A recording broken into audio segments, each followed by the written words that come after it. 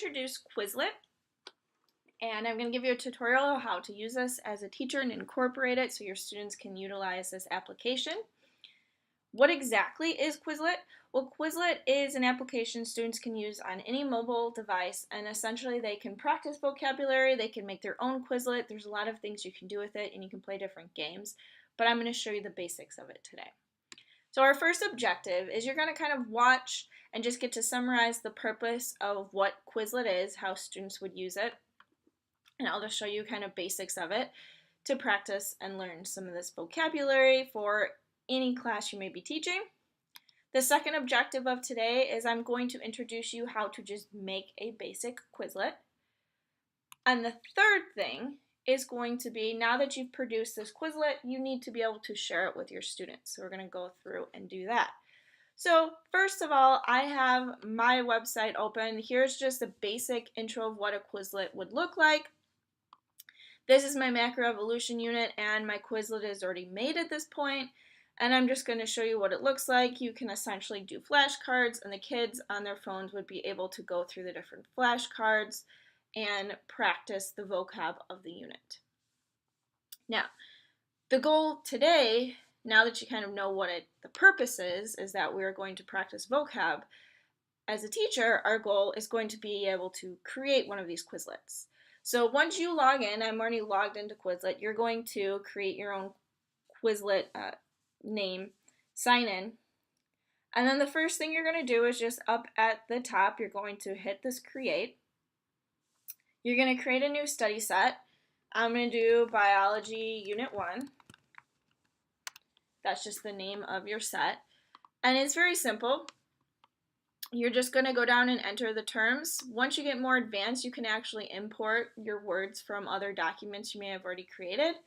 But just to show you the basics, I can type in biology, and then I can come up with my definition. And actually, as you start to type, some pre-programmed definitions will pop up, so speeding up the process for you. We'll do photosynthesis. That's popping up too. Definition, I can click on it, and it will already give me ones that perhaps I like, or maybe I don't like it.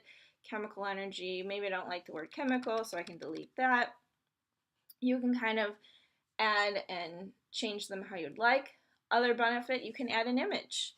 If I want to put a picture of photosynthesis in there, of what's going on in my chloroplast, I can actually click on images. You can also upload your own. So you simply type in your words, come up with your definitions. Think of it like a paper note card. You have two sides and you're just doing it online.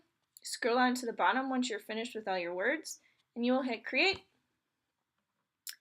And essentially that is all you have to do in order to create your first Quizlet. Students would now be able to use this. So you can kind of look, I only have 2 terms. Most likely you'd have a lot more.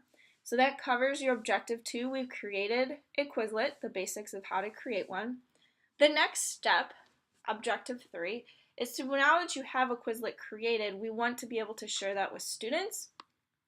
If you go up to the little circles up here, we have the circle that says share. If you click on that, you have different options. You can send it to anybody's email. You could copy this link, is what I do oftentimes, because I have a gradebook that will email it to all of my students, so I'll just share this actual link with them or with a teacher. If you have Google Classroom, you can share it through there and assign it that way. Or perhaps you use the Remind app, mobile app. Students can also get it that way. It depends what you'd like to do. So essentially, like I said, I like to just copy this, and then I'll take this, I'll go into my email, and I'll send it out to all my students. You can do it in many different ways. So now you share it.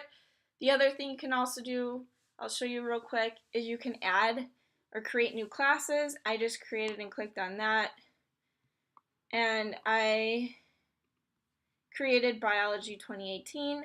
Then what I can do is actually add, if I just put the plus, it is now in that folder. So my Biology Unit 1 is now stored in this, so when students go and find me online, they will be able to access my Quizlet, that specific Quizlet.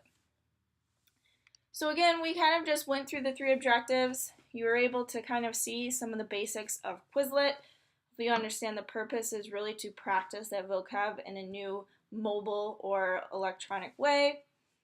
You learned how to create your own Quizlet. It's very simple. And then it's important that you actually share this information with your students. There's a lot of different ways to share it, but this is a great way to have students practice their vocab.